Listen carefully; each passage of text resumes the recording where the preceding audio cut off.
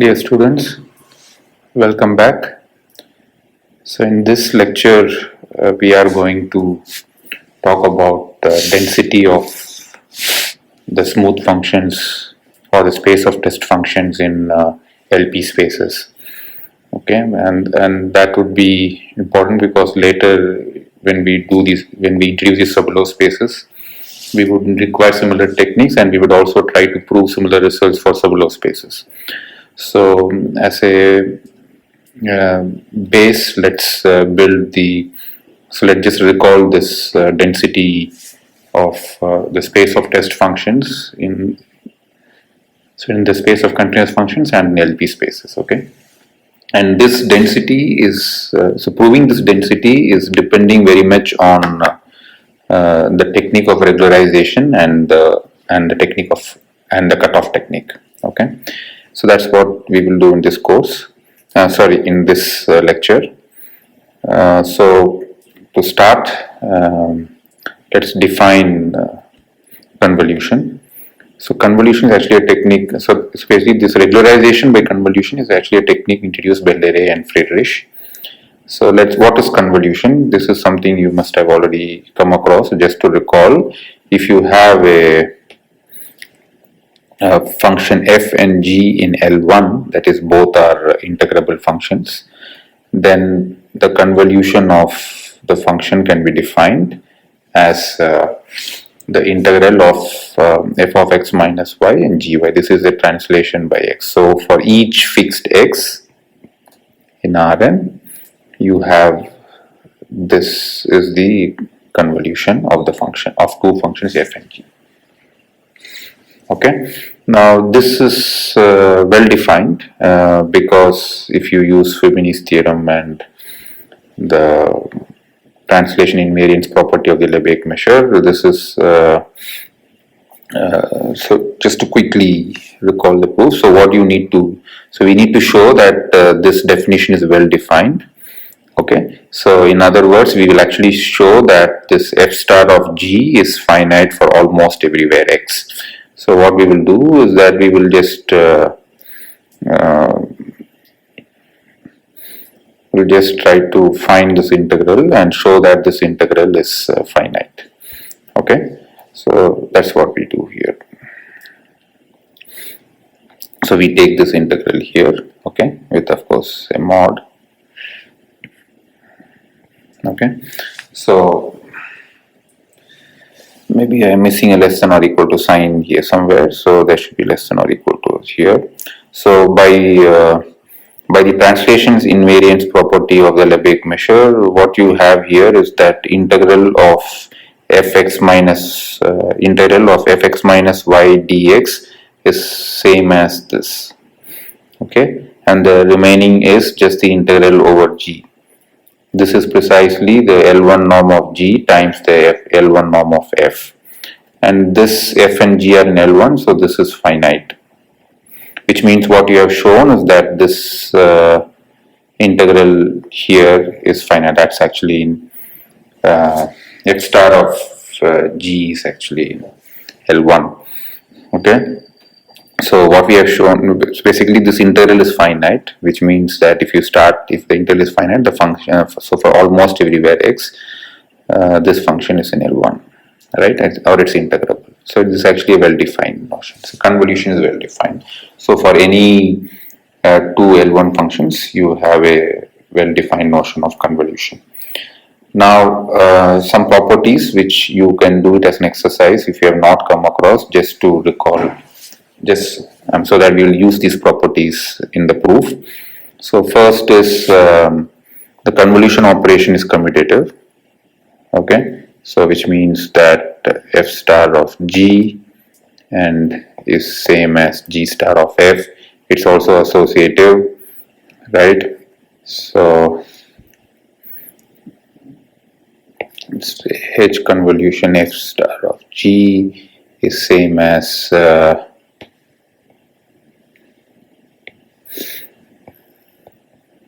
in whatever order you convolve.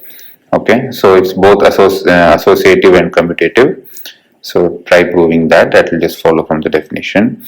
And then is the Young's inequality property, which basically tells you that if you have P, Q and R in this relation, in such a relation, that is 1 over P plus 1 over Q is 1 plus 1 over R, and if F is coming from LP and G is coming from LQ, then the convolution will be in LR. Basically this inequality is true. This is what is called the Young's inequality. Okay, so in particular, so as a special case of this is that if F is in L1 and if G is in LP, then the convolution so that the convolution of F and G is in LP. Okay. So then another property is about the support of the convolution. So if F is in L1 and G is in LP, we have already seen that F star G is in LP, and the support of F star G is contained in the support of F plus support of G, its closure. Okay.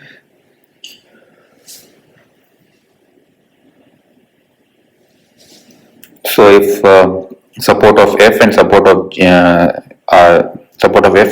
G are compact, then the convolution also has convolution also has compact support.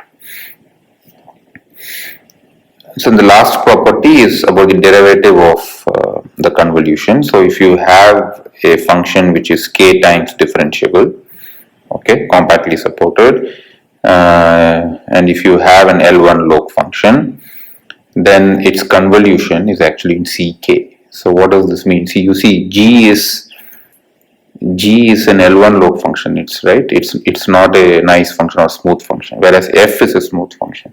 So if you take a bad function, convolve it with this nice function, what you get is a nice function, right? That's a property. So that's one nice property of this convolution. So if you have F and G where one of them is differentiable, then the convolution is also as many times differentiable as that one of them, and the derivative of the convolution is actually given as the derivative of F and G. But here, what does this mean? In this sense, it doesn't make sense. But what is point is, you can shift the derivative if the other function is also smooth, or if you can extend the notion of derivative, which is part of this course anyway.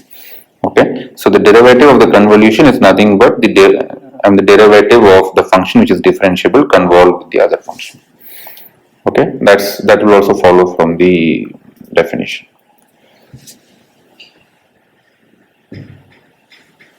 So now let's introduce the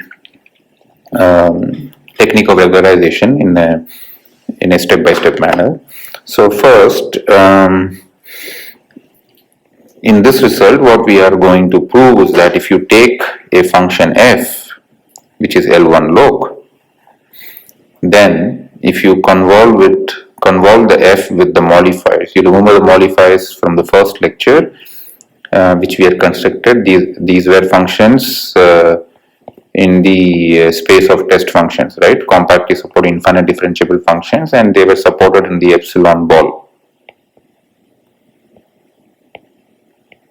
right? That kind of functions, right? We had constructed this modifier, and we also said why it's called modifiers. The reason is precisely this. You start with an f in L1 log, and if you convolve it with the modifiers, then for each epsilon, the convolve function is actually C infinity smooth, right? Because this is smooth, f is in L1 by the property that we already saw. This is actually smooth, but the point to be noted here is f is taken from L1 omega, whereas this f epsilon is smooth in omega epsilon, where omega epsilon is this.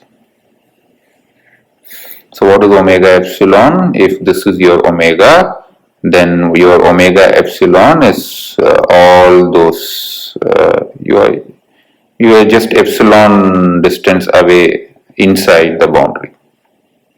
Okay, if this is your epsilon, so the outer thing, this is omega, what is inside is omega epsilon. So distance of all the points x, such that distance of x and the boundary is bigger than epsilon. So this is the epsilon distance. These are all the points which are distance bigger than epsilon.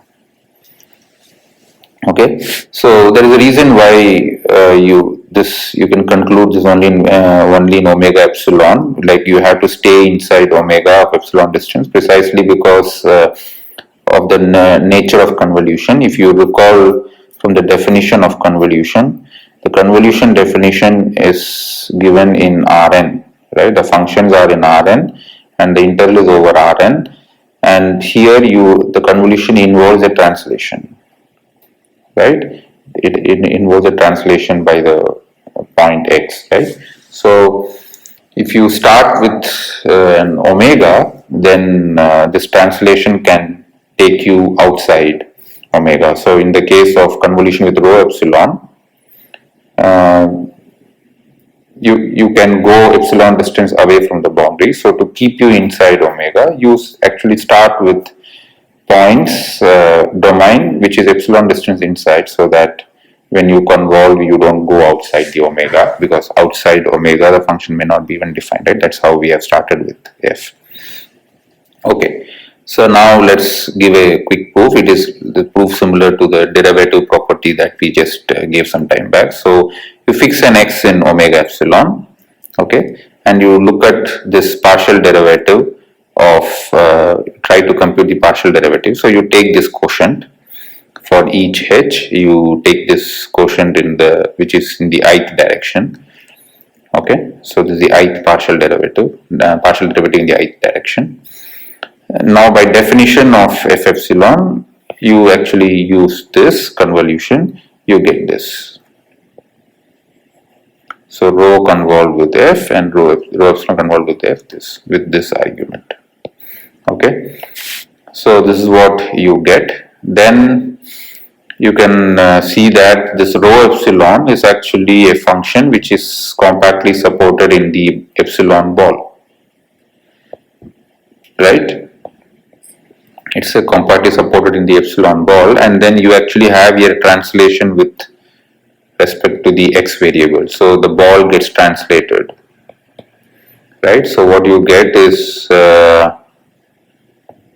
epsilon ball centered at x. So this rho epsilon after this translation is actually a function which is supported in an epsilon ball centered at x. So this integral over omega gets reduced to the integral over b epsilon x, the epsilon ball centered at x, right? Because that's where it's supported. Outside that, rho epsilon is 0. So it doesn't matter what the value of f is, because this is pointwise product. Okay, so now you take limit h tending to 0 both sides here. If you take limit h tending to 0 both sides, what you have this side is nothing but the ith partial derivative. What happens here? Okay, so that what you have is ith partial derivative here, and then what you have is limit of h going to 0 of this integral. Now what you do, this is an integral, this is a limit, you swap them.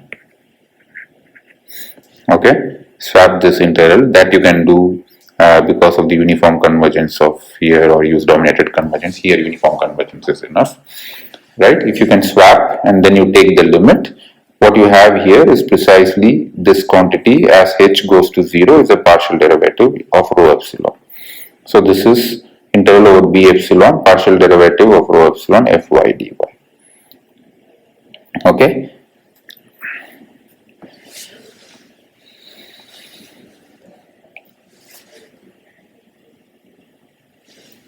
And again from this integral b epsilon, because the support is in this here, this integral is same as integral in omega, because outside b epsilon the function is anyway 0, right? So this is actually integral over omega, which is precisely the convolution with the derivative. So the derivative of f epsilon is the derivative is the convolution of f with the derivative of the modifiers. Okay. Okay. So this is, we have shown it for one order, right? You can do this for repeat this argument for any order. You can actually conclude this.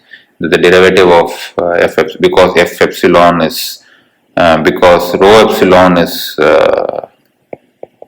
infinitely differentiable. You can differentiate as many times as you want. You can push that derivative to the modifiers, to the rho epsilon, and you can actually show that f epsilon is also infinitely differentiable. All this we did starting for an x in omega epsilon, and that's precisely because when x is in omega epsilon, when you have this x minus y, you are still in the domain omega. Okay.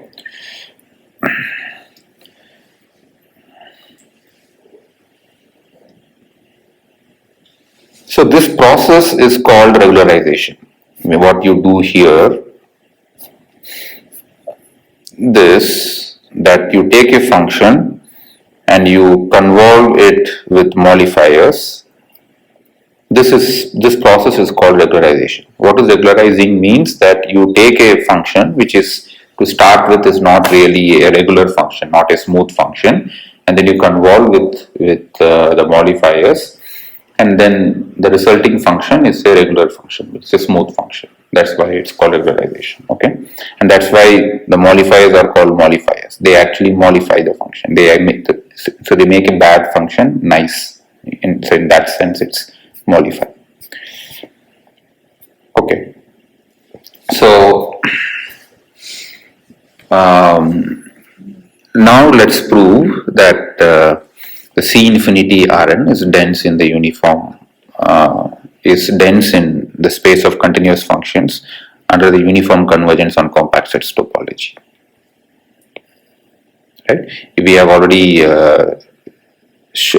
discussed in the previous lecture that for the space of continuous functions, when the domain is not a compact set, it's actually an open set or something, the topology that you give is uniform convergence on compact sets.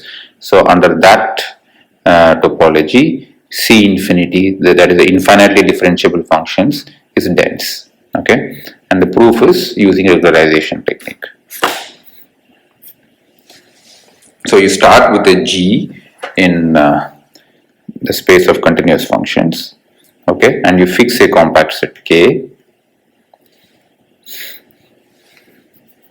So because G is continuous, so when you restrict G to the compact set K, it's uniformly continuous, and if it's uniformly continuous on K, then for every eta you can find a delta which is independent of X, and it's dependent only on K and eta, right? Because of the uniform continuity. So for every eta there is a delta such that Gx minus y minus Gx is less than eta whenever mod y is less than delta for all x in K. This is the definition of uniform continuity. So this delta is independent of X. That's by the definition of uniform continuity.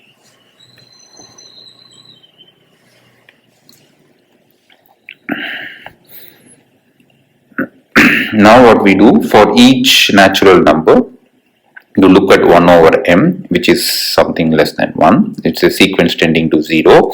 You look at the sequence of modifiers where you have put epsilon equal to 1 over m. So these are all functions which are supported in ball of radius 1 over m.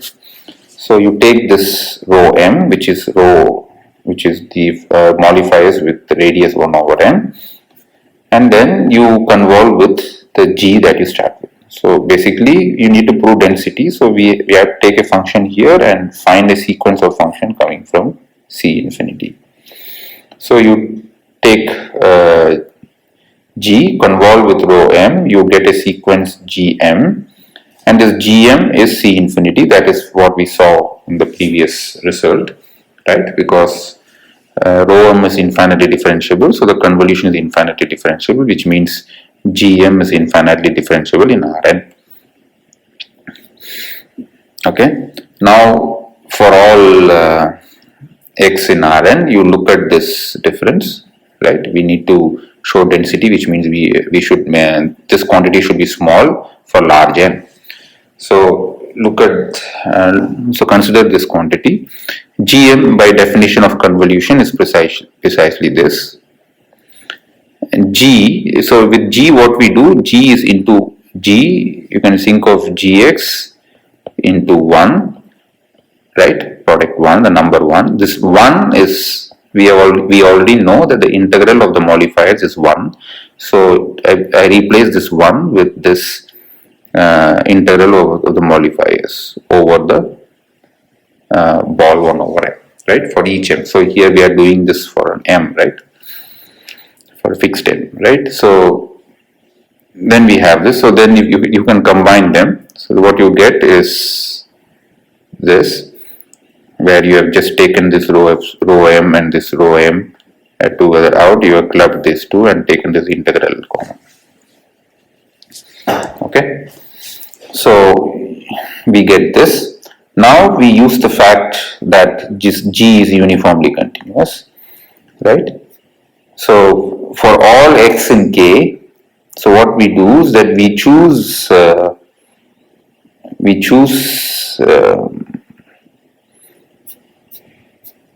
see, for if it, by uniform continuity, for every eta there is a delta, right? So now what we do, we choose an m which is bigger than 1 over delta, which means that we have chosen an m such that 1 over m is less than delta. That's what we have done. So for all x in K and for all m such that 1 over m is less than delta, gm minus x, this is just this quantity less than or equal to. Here what we have is that because 1 over m is less than delta, this is 1 over m. This integral can be written in mod y less than delta because rho m is anyway 0 outside 1 over m. So you can just extend it. And then for mod y less than delta by the uniform continuity, this quantity is eta, is less than eta. So that eta comes out here. So, and what remains here is just integral of rho m mod y less than m. But here again, m is such that 1 over m is less than delta. So you can actually extend it to rho delta, right, which will be 1. So what you have is eta. So, and all this you can do because delta is independent of x in K. So this choice of delta is independent. So since this thing we have proved, gm x minus gx is less than or equal to eta for all x in K, right?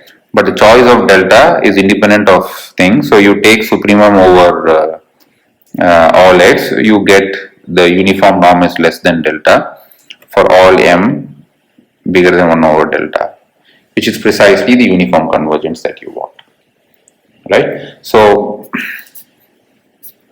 what we have shown is that the space of all infinitely differentiable function is dense in the space of all compact. So here you see it's more or less a kind of constructive proof, right? You start with a function g, you actually obtain the sequence of functions which will converge to the given function. And here the convergence is uniform convergence on compact sets. So you start with a compact set and you have shown the convergence on a compact set. This you can repeat for every compact set. Okay, so now the next is we actually show that the space of test functions, right, that is CC infinity omega, is dense in the space of continuous functions with compact support, which is under the uniform topology. This we have already seen in the previous lecture, that if you take this space, the natural topology is a uniform topology because all functions here are compactly supported, so they are all bounded. So it's so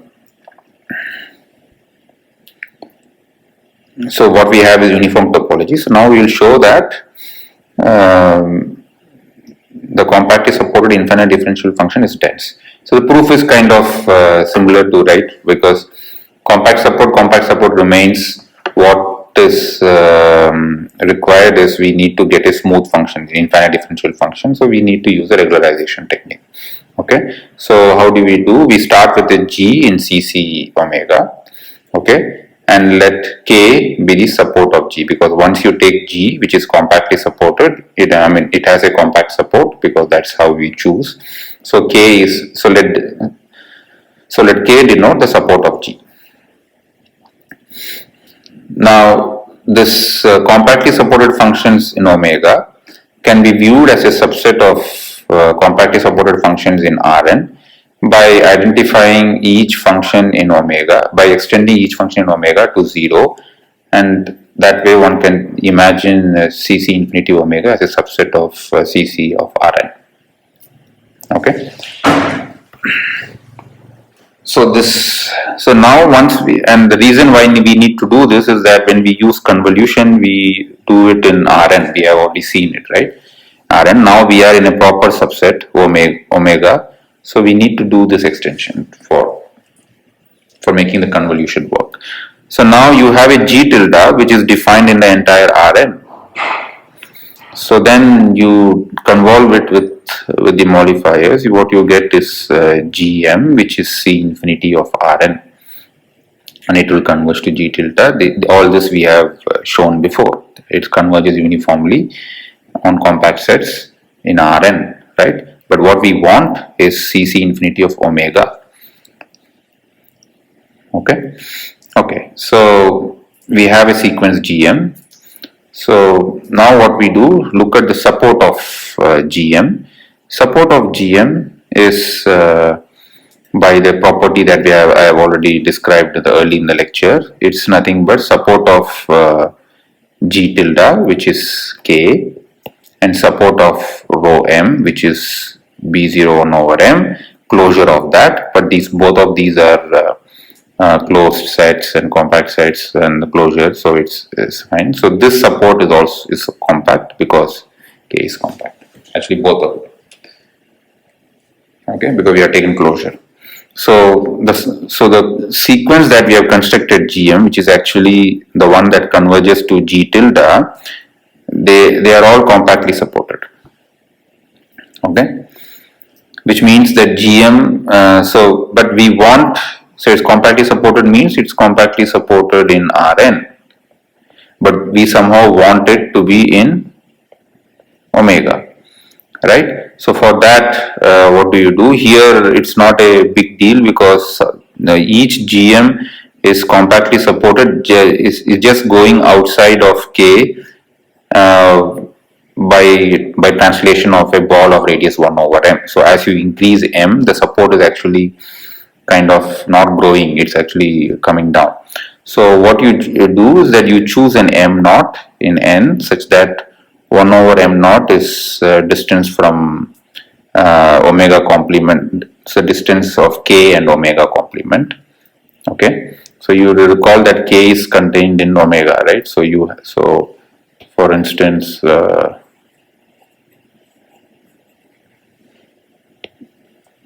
you had an omega and then you had some K. Let's say this is K, this is omega. Okay, now this was sitting in Rn. So omega, so here it's omega complement, this is your omega.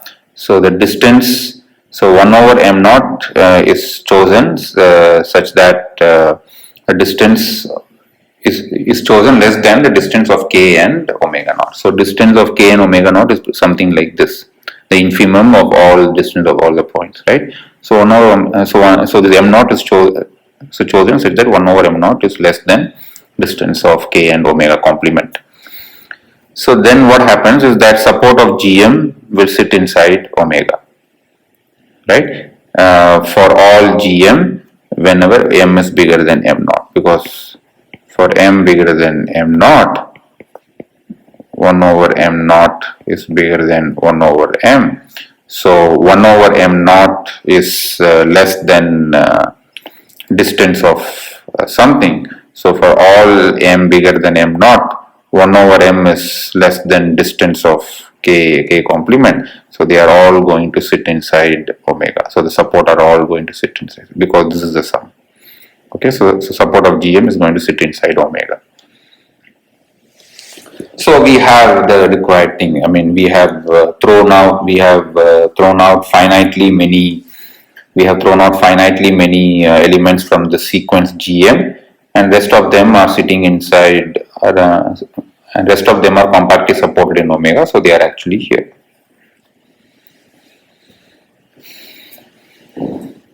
Okay, and the proof of uniform convergence, that's something which we have already shown that once you have a convolution, then they actually converge uniformly on compact sets and so on. So in this case, with compact support, it will converge uniformly. So that will follow in the similar line.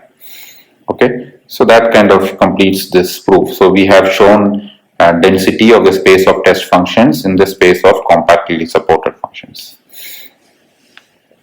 So as a corollary, you can actually show that CC infinity is dense in the space of continuous functions on the uniform convergence of compact sets, right?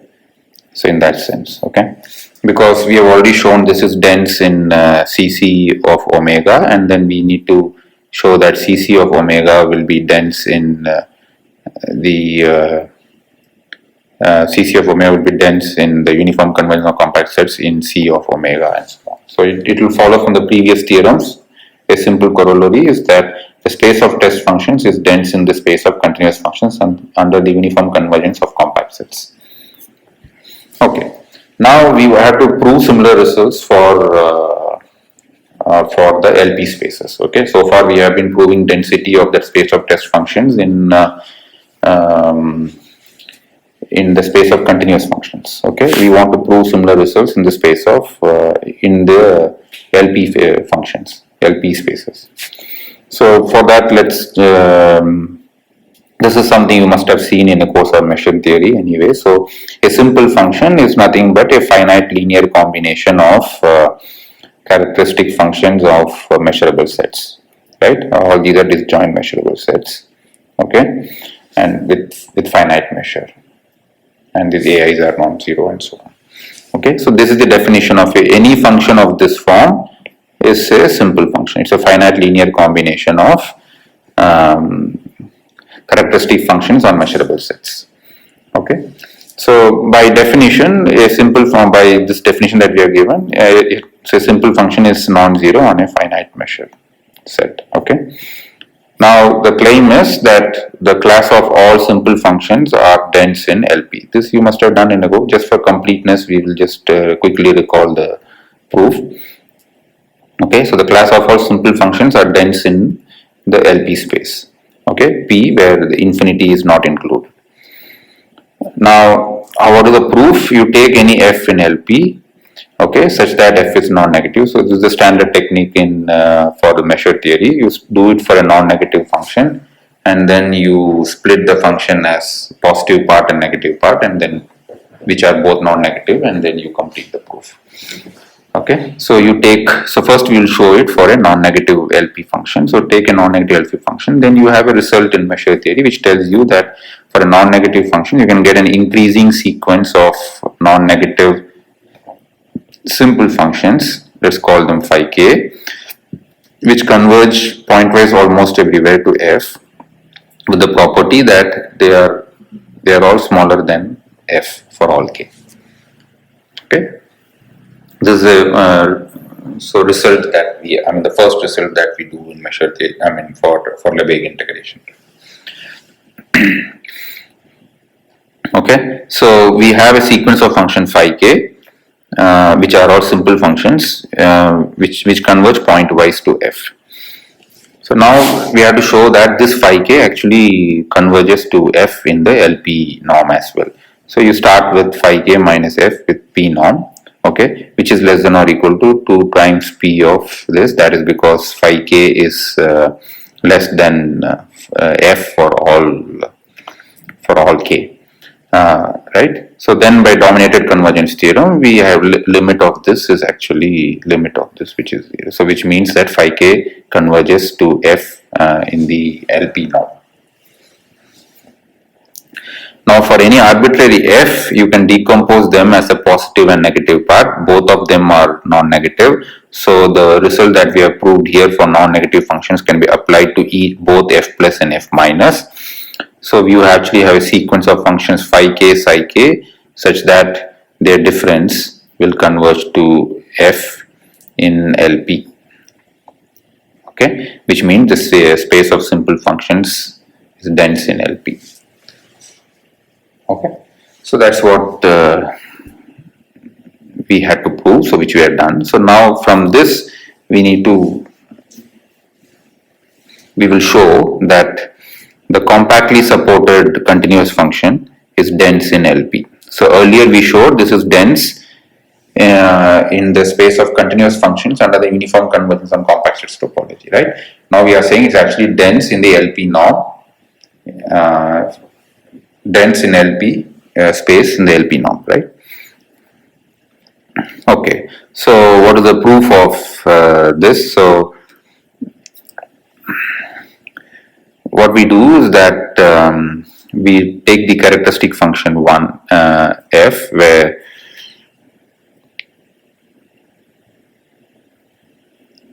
so we are saying that it is enough to prove that the result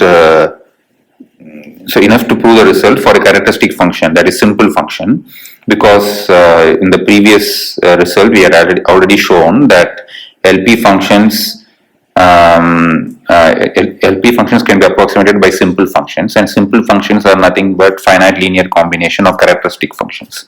So we will just approximate a characteristic function by a compactly supported continuous function, and that should be then that should do the job for any LP function. Okay, so it's enough to prove the result for characteristic function. So let f be the measurable set, and f is bounded, which is contained in omega, and 1f is the characteristic function on f. Now, by the outer regularity property of this measurable set, you actually have a little omega. In fact, this little omega, you should also say contained in omega.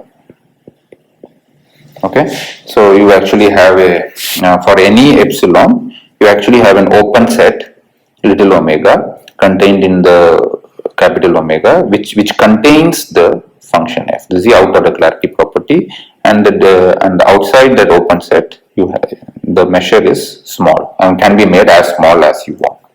Okay, that's what outer regularity tells you. So now by inner regularity, you actually have a compact set K in F, such that outside of K can be made as small as you want.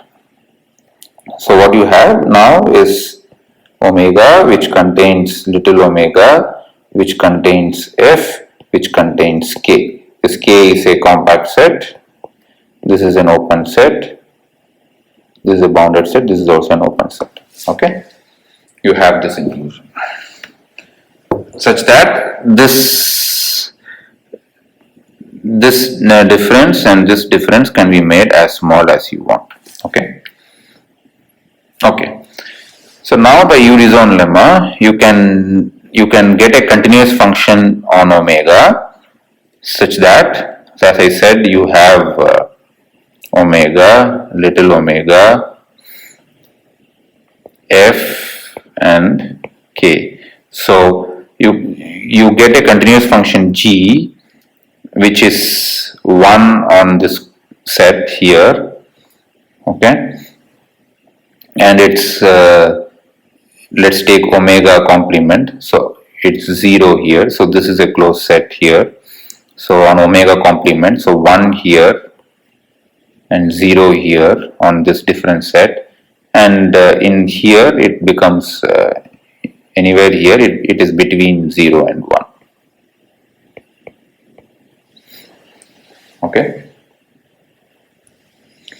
Okay, that's the kind of function that you choose.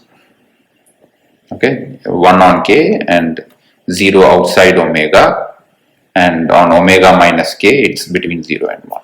That's possible by Regularizaion, because Regularizaion lemma tells you that whenever you have you can separate two closed sets, right? That's what we have done here. We have separated two closed sets. Now by construction you can see immediately that g is a continuous function. G is compactly supported. Why it's compactly supported? Because it's 1 on k, and then it's it's compactly supported because it's in the omega complement, right? So g is 0 outside this little omega, right? So g is compactly supported. So therefore what you get is, if you look at this difference of the characteristic function and g, then the p norm of that is this integral, right? But this function, since g is 1 on k and 1f is 1 on f, right? So on k both are 1, so it vanishes, so the non-zero part is in omega minus k, right? And in the omega minus k part, this quantity is actually less than or equal to 1. That is because g is less than or equal to 1 and this is always 1 or 0. So this quantity is less than or equal to 1. So what you get is just the measure of, it's bounded by the measure of omega minus k. But omega minus k measure is epsilon, because omega minus k is just this and this, right? Omega minus k is basically omega minus little omega minus f and f minus k. Okay, so you can split them up. So this is actually an epsilon. Okay, so we have actually found a compactly supported continuous function which can be made as close to the characteristic function as possible, right? Which means we have approximated that, and that's what we wanted to show. Okay, so now using this, what we want to conclude is that the space of infinitely differentiable function is dense in LP. So earlier we were, now by here we are in Rn. Okay. So earlier we had shown that the compactly supported functions were dense in LP, and that we showed by showing its proximity with the simple functions. Now we are asking for infinite differentiability, smooth functions, right? So you take f from LP and you look at the sequence of modifiers, and then you convolve with the modifiers, and this fm is in C infinity of Rm. This is something which we have already seen. So for an f in LP, you convolve with modifiers, they are in C infinity of Rn. The only thing that we need to verify is that this fm converges to f in the LP norm. Okay, so observe that rho m is in L1 because it's an integrable function, we have already seen, and by Young's inequality, fm is in LP because f is in LP, it is in L1, so fm is in LP by the Young's inequality. So now we need to show that fm converges to P norm. So we had an f in LP, we have a sequence now in LP, and we will show that it converges in the LP norm.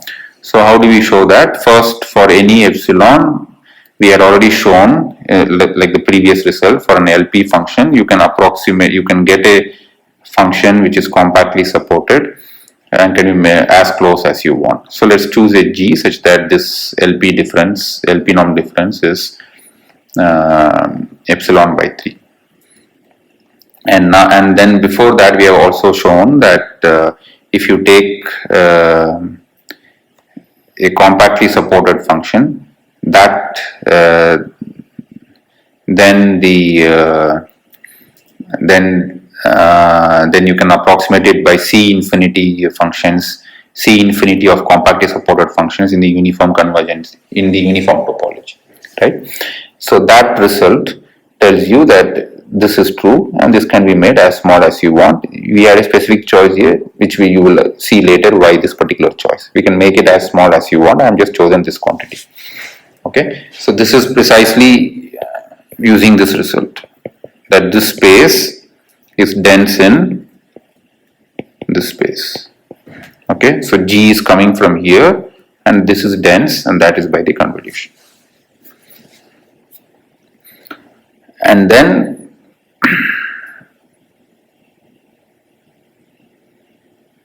so I missed that point, right? So this convergence, if you remember, was shown in the uniform topology, right? This convergence was shown in the uniform topology. So this estimate you have actually for the uniform topology, whereas what you want is in the P norm, right? So if you try to write down the p norm of this difference, and that which is why we chose it in this particular way, then what you get, this is epsilon by 3 because of the boundedness of that quantity and so on. Okay, so the mu k, because it's supported in k. Okay, so now look at this difference fm minus f. Now what you do is that you fm by definition is rho m star f. You add and subtract this quantity and you add and subtract g. Then by triangle inequality you have three different terms. This you have seen as epsilon by 3. This also you have seen as epsilon by 3. This can be rewritten as rho m f minus g, right? This is just this, which is again by the Young's inequality is f minus g p norm rho m of L1 norm, but one of them is 1, one of them is epsilon by 3, so this is epsilon by 3, right? This is 1 and this is just, this is what we had here, this one.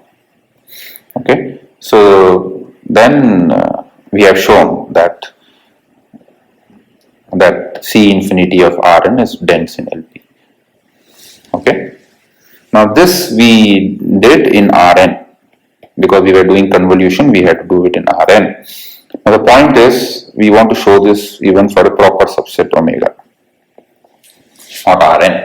Okay, so that's where we need the cutoff technique, right? So what is the proof of that? So you take any function in LP, okay, and you extend it LP of omega and you make it an Rn function, right? Rn function by extending it as 0 because these are LP functions, you don't have to worry about continuity.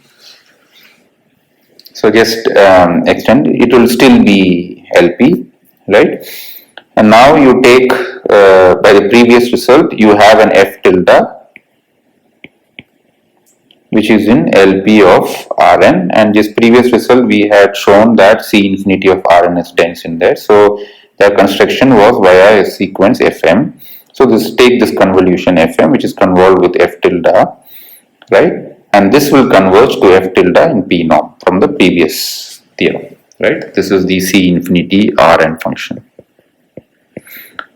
But what we want is a compactly supported infinitely differential function in omega, whereas this is in Rn.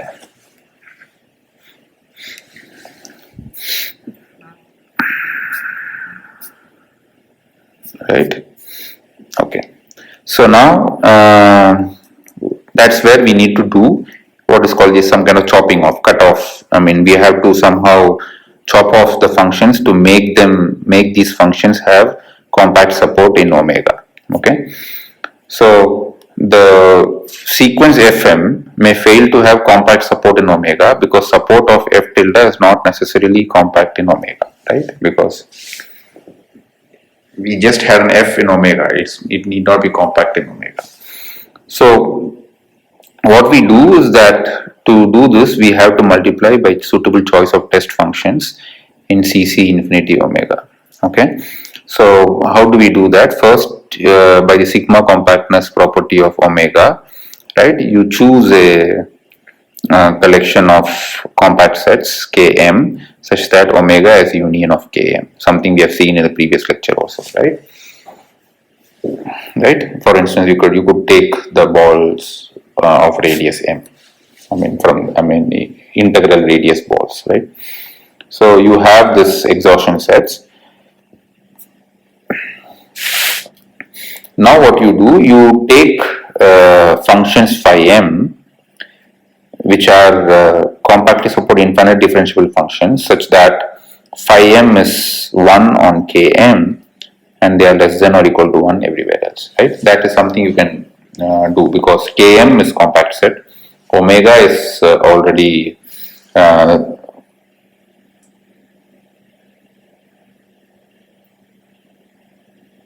yeah, I can choose a intermediate set. It's like what we did in Uri's-on lemma, right?